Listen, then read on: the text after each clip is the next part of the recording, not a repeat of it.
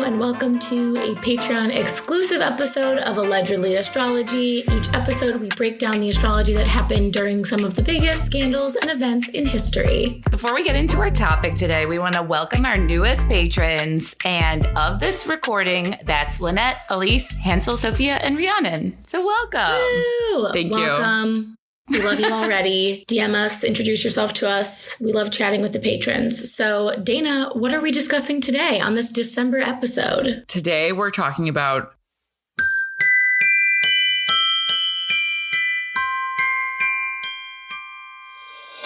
Mariah Carey. Who Mariah else would Carey. we be talking about? Yes, Mariah Carey is often referred to as the second Mrs. Claus. Wild. True. And the undisputed Queen of Christmas. Very true.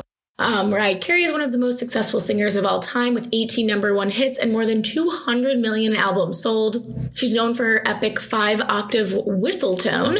And Mariah rose to fame in the 90s and has since had several albums, marriages, acting roles, controversies, and more. So now that she's almost completely aligned to her brand with the Christmas season, and she's very much cashing in, let's learn about the astrology of this iconic diva that told us what she really wanted for Christmas, you guys. Love her. Mariah is the youngest of 3 children born to Patricia, a former opera singer and vocal coach, and Alfred Roy Carey, who was an aeronautical engineer. Growing up, there was a ton of racial tension, both in the family and from the community, because her mom was white and her dad was African American and Venezuelan American. But Mariah's parents eventually got divorced, and her mom had to work several jobs to make ends meet. And during that time, Mariah spent her time at home singing. She started performing as a child, began writing poetry and lyrics. She later started vocal training with her mom as her instructor. So what is her big 3? Okay, Mariah Carey was born on March 27th, 1969 at 7:27 a.m. in Huntington, New York. Oh my God, you guys, we are exactly 20 years and 1 day apart. That's wild. Me and Mariah and me. That could be the name of your memoir. Mariah and me. She's an Aries sun, a Cancer moon, and a Taurus rising. And so, all right, Aries suns, what do we know about them? They're vivacious. They're go-getters. Aries is ruled by Mars, which makes them daring. And the sun is exalted in Aries, which makes them self-starters. The sun is the self. Mars is the planet of war and like going after what you want.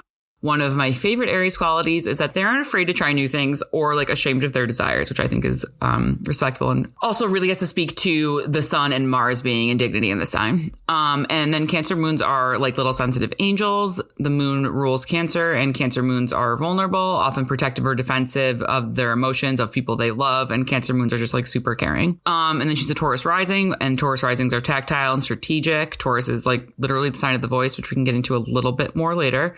And then Taurus is a sign of luxury, the sign of comfort, and like just chilling at home, which totally makes sense for anyone who ever watched her episode of MTV Cribs, which is epic. That's actually an appropriate use of the word epic in terms of that series. Hers was great. She ended the episode in the bathtub with, it was like goodbye. She like champagne was in a bathtub. It was like the most Taurus rising thing ever. Wow. Yeah. She was born during eclipse season, which will give her some extreme circumstances in life. She was born, Cancer is squares Aries, and so she was born on a first quarter moon in the middle of eclipse season. So being born during eclipse seasons lends itself to extreme circumstances in life. Also, she has a stellium in her 12th house, which is going to give her a really rich inner life. I've actually come to the conclusion that that's what 12th house placements, like that could be the broadest delineation.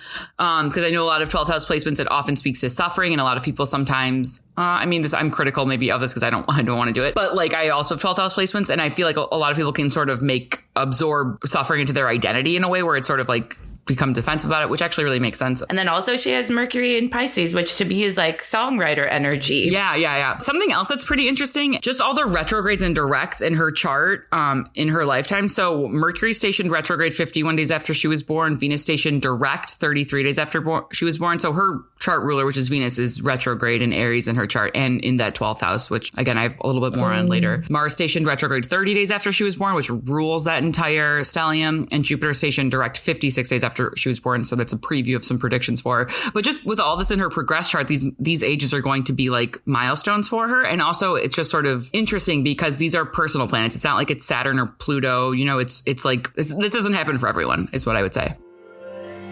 To learn more about Mariah Carey's transits when All I Want for Christmas Is You came out, her bi-wheel with her first husband, Tommy Mottola, and so much more, subscribe to Allegedly Astrology's Patreon for just $5 a month.